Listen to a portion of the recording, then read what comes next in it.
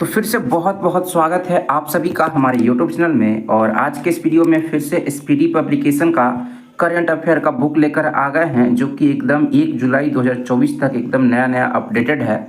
और इसी बुक से आपका एक चैप्टर है, पहला चैप्टर कौन क्या और कहाँ। इसके अंतर्गत जो है बहुत ही मोस्ट इम्पॉर्टेंट जो टॉपिक है पेज वाइज है ना, पेज वाइज जो है डिस्कशन करवाते हुए चल रहे हैं अब तक। जो है स्पीडी जो आपका करंट अफेयर का बुक है, इसमें स्टार्टिंग से पेज नंबर 1 से लेकर के 5 तक जो है डिस्कशन करवा चुके हैं। और आज के इस वीडियो में ये जो देख रहे हैं ये पेज नंबर 6 का जो भी कंटेंट है वो दिया हुआ है। तो इस वीडियो में आपका पेज नंबर 6 में जो जो इम्पोर्टेंट तथ्य है, पॉइंट्स हैं, उस पर हम लोग डिस्कशन करेंगे। तो देखिए आज के पेज नंबर 6 में जो है विश्व के प्रमुख कंपनियों के सीईओ के बारे में हम लोग पढ़ेंगे। बहुत इंपॉर्टेंट वीडियो है ये, बहुत ज़्यादा इंपॉर्टेंट है ना। सभी तरह के प्रत्येक परीक्षाओं के दृष्टिकोण से ये बहुत इंपॉर्टेंट है। इस पेज में जो भी टॉपिक दिया हुआ है, इस टॉपिक से आप मान के चलिए कि एकदम फिक्स है कि क्वेश्चन आएगा ही आएगा, कोई भी एग्जाम हो। फिर आपका भारत का 75वां गणतंत्र दिवस समारोह 2024 के बारे में हम लोग पढ़ेंगे, जो फैक्ट चीज़ें दिया हुआ है। फिर 2023-24 में प्रधानमंत्री को प्राप्त सर्वोच्च पुरस्कार कौन कौन सा मिला, उसके बारे में हम लोग देखेंगे। फिर आपका है डिक्शनरी द्वारा चयनित वर्ड ऑफ द ईयर क्या क्या रहा, उसके बारे में भी हम लोग बात करेंगे। फिर आपका बाघ परियोजना है ना, टाइगर जो रिपोर्ट, बाघ गणना रिपोर्ट जो है, टाइगर रिपोर्ट जो है 2022, वो भी हम लोग देखेंगे। फिर प्रोजेक्ट चीता जो है, इससे रिलेटेड जो फैक्ट है उस पर भी बात करेंगे। फिर आपका इसरो का आगामी मिशन है ना, इसरो का और कौन सा मिशन जो है आने वाला है, उस पर हम लोग डिस्कशन करेंगे। और फिर आपका इसरो का वर्ष 2022 से 24 के प्रमुख मिशन कौन कौन से रहे। यानी कि ये बहुत इंपॉर्टेंट है। इसमें 8 टॉपिक है ना, एक पेज में 8 टॉपिक आपको कहीं ना कहीं देखने को मिलेगा और सब कहीं ना कहीं बहुत इंपॉर्टेंट है। तो बिहार पुलिस का एग्ज़ाम आने वाला है, उसके लिए भी बहुत इंपॉर्टेंट है। बिहार दरोगा आने वाला है, आपका बिहार सीजीएल आने वाला, बिहार एसएससी का एग्ज़ाम होने वाला है। तो बहुत सारा एग्ज़ाम जो है आपका है ना होने वाला है और बहुत सारा वैकेंसी आने वाला है जल्द ही। तो उसको ध्यान में रखते हुए आप लोग करंट अफेयर एकदम हर एग्जाम के लिए इंपॉर्टेंट है। तो करंट अफेयर को एकदम थोड़ा थोड़ा पढ़ते चले, थोड़ा थोड़ा एक पेज रोज डेली पढ़ते चले, क्योंकि हर एग्जाम में आता ही आता है करंट अफेयर का क्वेश्चन, कोई उपाय नहीं है इससे बचने का। तो चलिए सबसे पहला हम लोग टॉपिक शुरू करते हैं। विश्व के प्रमुख कंपनियों के सीईओ कौन है वर्तमान में। तो एप्पल की बात करेंगे। एप्पल के जो सीईओ हैं टिम कुक हैं। कौन है एप्पल के? टिम कुक हैं। माइक्रोसॉफ्ट के सीईओ कौन है? सत्या नडेला है। माइक्रोसॉफ्ट के कौन है? सत्या नडेला है। आप बस ध्यान से सुनते चलेंगे, बहुत सारी चीज़ें आपको सुनते सुनते याद हो जाएगा। फिर सीरम इंस्टीट्यूट ऑफ इंडिया के सीईओ कौन है? आदार पूनावाला जो है सीरम इंस्टीट्यूट ऑफ इंडिया के है ना, ये सीईओ हैं। फिर टाटा सन्स के सीईओ जो है नटराज चंद्रशेखर हैं। टाटा सन्स के सीईओ जो है नटराजन चंद्रशेखर हैं। फिर टाटा ट्रस्ट के सीईओ जो हैं सिद्धार्थ शर्मा है ना, क्या बोले? टाटा सन्स के सीईओ जो हैं नटराजन चंद्रशेखर है। फिर टाटा ट्रस्ट के जो सीईओ हैं वो सिद्धार्थ शर्मा हैं। फिर आपका है मास्टर कार्ड के सीईओ कौन है? माइकल माईबैक जो है मास्टर कार्ड के सीईओ हैं। एकदम आसानी से याद रख सकते हैं, मास्टर कार्ड माँ से शुरू हुआ है और यहाँ माइकल दोनों में भी है, इसमें भी माँ है, इसमें भी माँ है, तो माइकल माईबैक है ना मास्टर कार्ड के सीईओ। फिर संसद टीवी के जो सीईओ हैं रंजीत पुन्हानी हैं। रंजीत पुन्हानी जो है संसद टीवी के सीईओ हैं। फिर आपका है टीसीएस है ना, टीसीएस टाटा कंसल्टेंसी सर्विस जो है ना, इसके जो सीईओ हैं, बहुत बड़ी कंपनी है, निजी कंपनी है भारत की। तो टीसीएस जो है इसके सीईओ कौन है? के कृतवासन जो है टीसीएस के सीईओ हैं। फिर इन्फोसिस भी कंपनी है, बहुत बड़ी कंपनी है ना।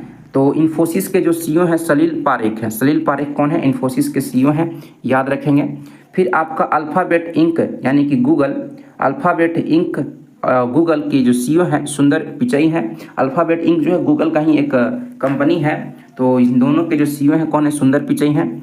फिर अमेजन के सीईओ कौन है? एनडी जेसी हैं। अमेजन के सीईओ कौन है? एनडी जेसी हैं। फ्लिपकार्ट के जो सीईओ हैं कौन है? कल्याण कृष्णमूर्ति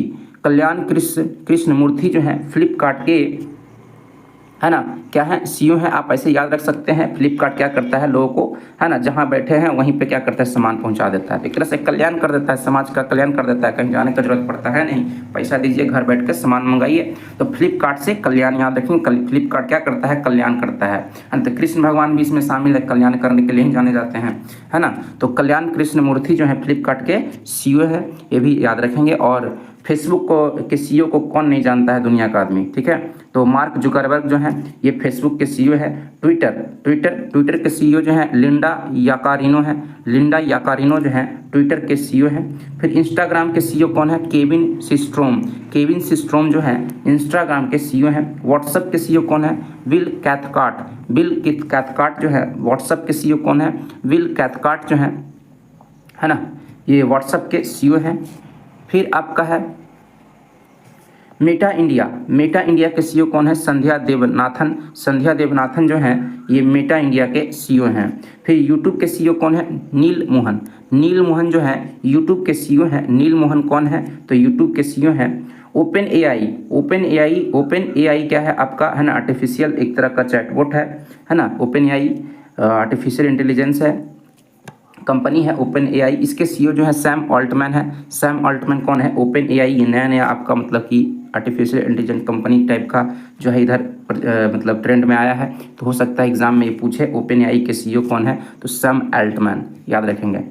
तो इस तरह से हम लोग बहुत सारे कंपनियों के जो सीईओ हैं उस पर हम लोग देख लिए, ठीक है, इसको रिवीजन कर लेंगे। फिर भारत का 75वां गणतंत्र दिवस समारोह जो 2024 में जनवरी, है ना, गणतंत्र दिवस कब मनाते हैं, 26 जनवरी को मनाते हैं। कब मनाते हैं, 26 जनवरी को मनाते हैं। तो उसमें जो समारोह में क्या क्या मतलब प्रमुख चीज़ें हैं उस पर हम लोग बात करेंगे। तो 75वां गणतंत्र दिवस 2024 के जो मुख्य अतिथि थे वो कौन थे, इमैनुअल मैक्रोन जो थे फ्रांस के राष्ट्रपति हैं, है ना। तो याद रखेंगे। राज्य केंद्र शासित प्रदेश श्रेणी में सर्वश्रेष्ठ झांकी किसका रहा, तो पहला स्थान जो है 75वां गणतंत्र दिवस 2024 में उड़ीसा का झांकी जो है सबसे पहला स्थान पर रहा। विषय था विकसित भारत में महिला सशक्तिकरण। विकसित भारत में महिला सशक्तिकरण के झांकी के लिए जो है उड़ीसा को, है ना, प्रथम झांकी का मतलब कि पुरस्कार मिला।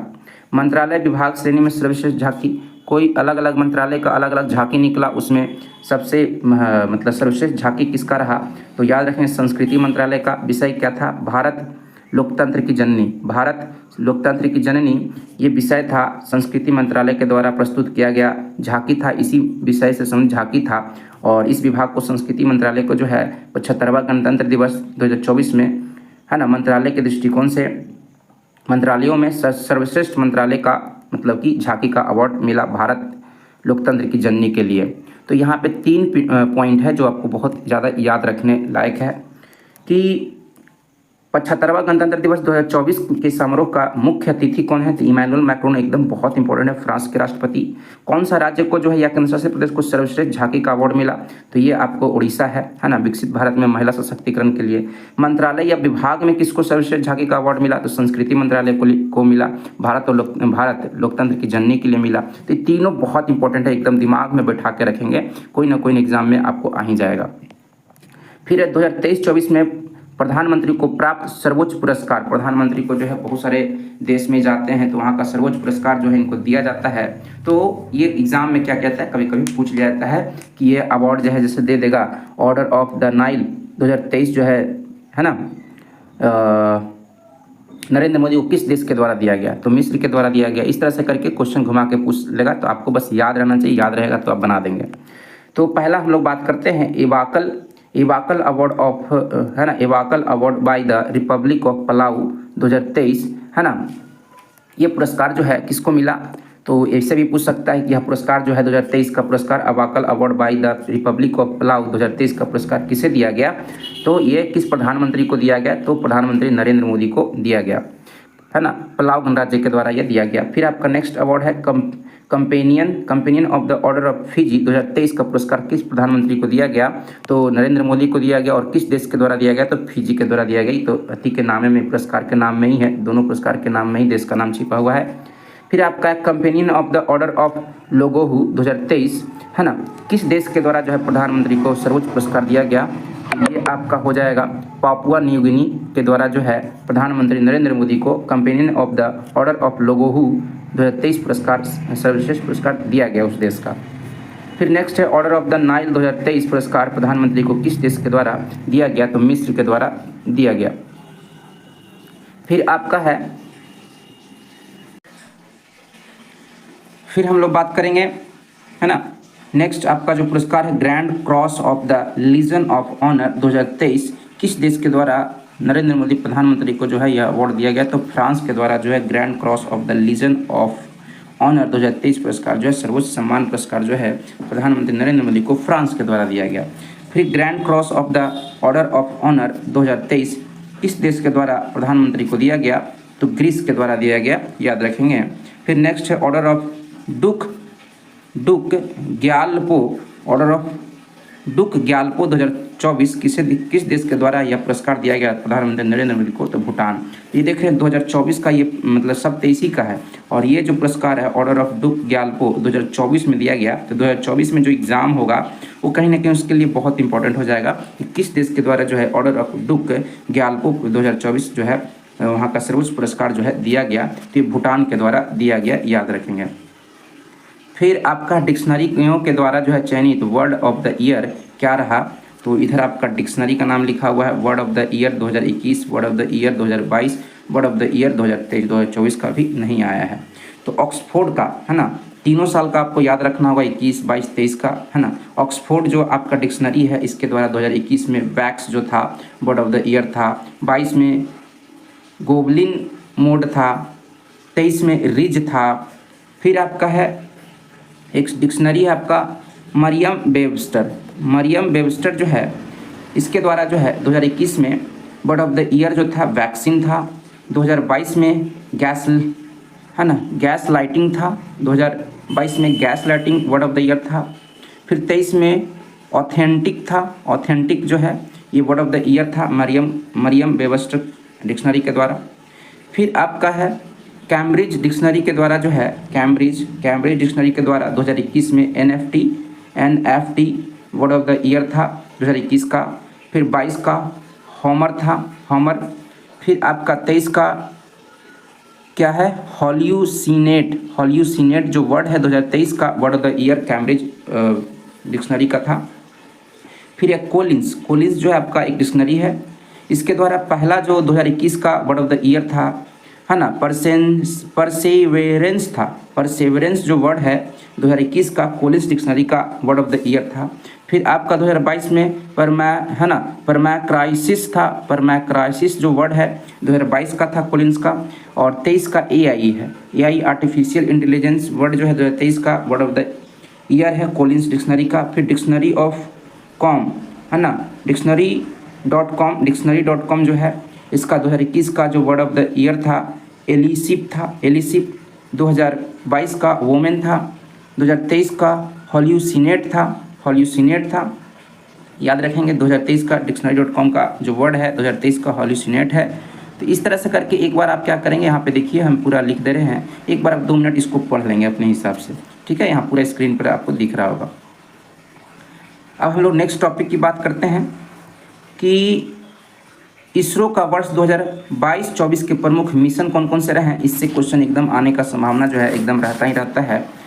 इधर आपका मिशन या उपग्रह है, प्रक्षेपण तिथि कब प्रक्षेपित लॉन्च किया गया, है ना, लॉन्च किसके द्वारा, किस रॉकेट के द्वारा किया गया, ये आपको दिया हुआ है। तो इनसैट 3DS जो है उपग्रह है, ये 17 फरवरी 2024 को जो है ना, GSLV F114 से GSLV F14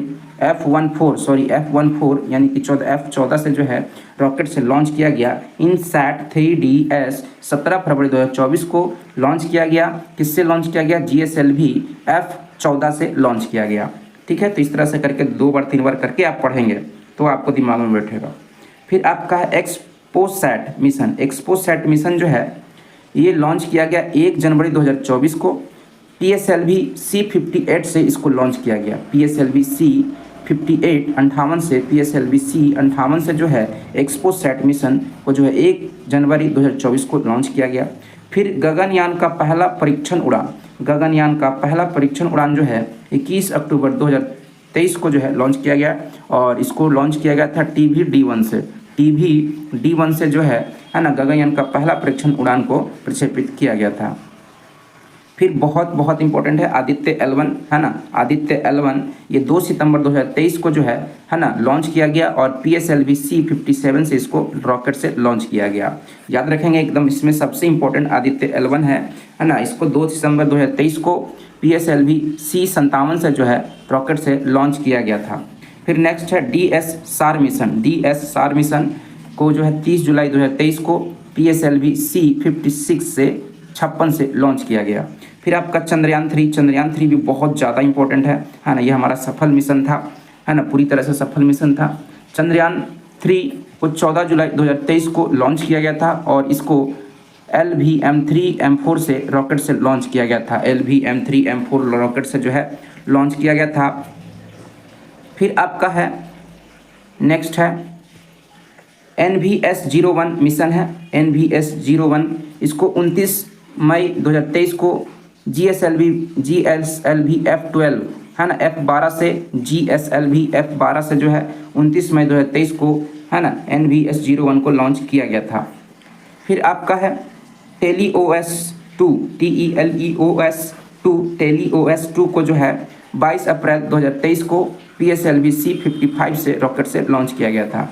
फिर OneWeb India 2 को जो है 26 मार्च 2023 को LVM-3M3 से लॉन्च किया गया था। OneWeb India 2 को जो है 26 मार्च 2023 को LVM-3M3 से रॉकेट से लॉन्च किया गया था। EOS-7 को जो है 10 फरवरी 2023 को SSLV-D2 रॉकेट से लॉन्च किया गया। फिर आपका है EOS-6, इसको 26 नवंबर 2022 को PSLV C-54 रॉकेट से लॉन्च किया गया। फिर आपका OneWeb India 1 को जो है 23 अक्टूबर 2022 को LVM-3M2 से रॉकेट से लॉन्च किया गया। LVM-3M2 रॉकेट से लॉन्च किया गया। OneWeb India 1 को 23 अक्टूबर 2022 को लॉन्च किया गया। फिर आपका इसरो का, है ना, इंडियन स्पेस रिसर्च ऑर्गेनाइजेशन का आगामी मिशन, आने वाला मिशन कौन कौन सा है? तो गगनयान 1-2 जो है ये मिशन है 2024 में, इसको मतलब कि मिशन को कंप्लीट किया जाएगा, है ना। भारत का पहला मानव रहित अंतरिक्ष कार्यक्रम है। भारत का पहला मानव रहित अंतरिक्ष कार्यक्रम बोला जाएगा कौन सा है, तो वो हो जाएगा आपका गगनयान 1-2 हो जाएगा, जिसको 2024 में लॉन्च किया जाना है। फिर आपका नेक्स्ट जो है मिशन शुक्रयान 1 जो है ये इसरो का आगामी मिशन है। 2024 में इसको मिशन को कंप्लीट किया जाएगा। इसका मुख्य तथ्य है शुक्रयान 1 का कि शुक्र के वायुमंडल का अध्ययन करने के लिए इसको मतलब भेजा जाएगा। शुक्र के वायुमंडल का अध्ययन करने के लिए शुक्रयान 1 को भेजा जाएगा, है ना। और ये गगनयान 1-2 को याद रखेंगे, भारत का पहला मानव रहित अंतरिक्ष कार्यक्रम है। मानव रहित मतलब इसमें मानव नहीं होगा, रहित का मतलब नहीं। मंगलयान 1 तो भेजा जा चुका है। मंगलयान 2 2024 में ये मिशन कंप्लीट होगा। मंगल ग्रह हेतु भारत का दूसरा इंटरप्लेनेटरी मिशन है। दूसरा इंटरप्लेनेटरी मिशन जो है कौन सा है? मंगलयान 2 है, जिसको 2024 में पूरा किया जाएगा। फिर निसार है। निसार इसको 2024 में ही कंप्लीट किया जाएगा। इसमें आपका मुख्य तथ्य ये है कि पृथ्वी की निगरानी हेतु नासा इसरो का संयुक्त मिशन है। एकदम आपसे पूछेगा नासा और इसरो का संयुक्त जो है 2024 का है ना अंतरिक्ष मिशन कौन सा है, तो निसार है। ठीक है, याद रखेंगे नासा और इसरो। नासा यूएसए की कंपनी है ना, स्पेस एजेंसी है, और इसरो भारत की है। फिर आपका प्रोजेक्ट चीता एकदम बहुत इंपॉर्टेंट है, बहुत इंपॉर्टेंट है। हम लोग जो 2 टॉपिक और पढ़ने वाले हैं सब इसमें टॉपिक आपको इंपॉर्टेंट ही मिलेगा। आप थोड़ा समय देंगे तो आप यहाँ से बहुत कुछ मतलब आप दिमाग में बैठा लेंगे। प्रोजेक्ट चीता के तहत 17 सितंबर 2022 को नामीबिया से 8 अफ्रीकी चीतों, है ना, 5 मादा और 3 नर को ठीक है। नामीबिया जो है अफ्रीकी देश है, याद रखेंगे। नामीबिया ये अफ्रीका महादेश है, तो वहाँ का एक देश है। यहाँ से 8 चीता, कब? 17 सितंबर 2022 को 8 चीता मंगाया गया, ठीक है, जिसमें 5 फीमेल और 3 नर, है ना, 5 मादा 3 नर को मध्य प्रदेश के कूनो राष्ट्रीय उद्यान में। एकदम पूछा जाए कि नामीबिया से जो है ना, जो चीता मंगाया गया उसको भारत के किस राष्ट्रीय उद्यान में, नेशनल पार्क में रखा गया। तो उसका नाम है कूनो राष्ट्रीय उद्यान, मध्य प्रदेश। कूनो राष्ट्रीय उद्यान कहाँ पड़ता है? तो मध्य प्रदेश में पड़ता है ना। नामीबिया से जो 8 गो चीता आया उसमें से मादा और नर कितना है? तो आप 5 मादा है, 3 नर है ना। किस देश से 8 चीता मंगाया गया? तो नामीबिया से मंगाया गया। कब मंगाया गया? तो 17 सितंबर 2022 को प्रोजेक्ट चीता के तहत मंगाया गया। फिर आपका है जिसमें एक मादा चीता सासा की मौत हो चुकी है। पूछा जा सकता है कि 5 गो मादा में से किस एक मादा का मृत्यु हो गया है? तो उसका नाम है सासा। सासा का जो है मौत हो गया। फिर है आपका नेक्स्ट पॉइंट है प्रोजेक्ट चीता से संबंधित। इसकी निगरानी हेतु सरकार ने 9 सदस्यीय एक कार्यबल 2 वर्ष की अवधि के लिए गठित किया है। ये भी आप याद रखेंगे, 9 सदस्यीय कार्यबल को 2 वर्ष के लिए गठित किया है। फिर थर्ड पॉइंट है इस प्रोजेक्ट के तहत अगले 5 वर्षों में कुल 50 चीतों को भारत में लाने की योजना है। प्रोजेक्ट चीता के तहत 5 वर्ष में कुल 50 चीता को भारत लाने की योजना है। तो इतना आप याद रखेंगे चीता से संबंधित जो आपका प्रोजेक्ट है। फिर टाइगर है ना रिपोर्ट आपका 2022 के बारे में हम लोग पढ़ेंगे कि जारीकर्ता बाघ गणना रिपोर्ट जो है कौन जारी करता है? तो भारतीय वन्यजीव संस्थान है ना, ये जो है क्या करता है? बाघ गणना रिपोर्ट को जारी करता है।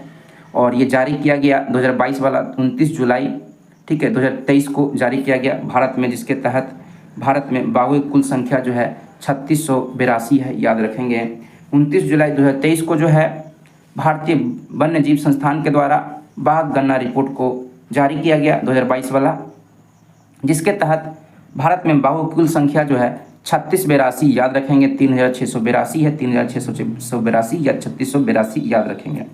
इससे पूर्व जारी रिपोर्टों में बाघों की कुल संख्या 3667 था। तो कहीं ना कहीं है ना बढ़ा है 2023 में, ठीक है। विश्व का 75% बाघ केवल भारत, वही सर्वाधिक मध्य प्रदेश में है।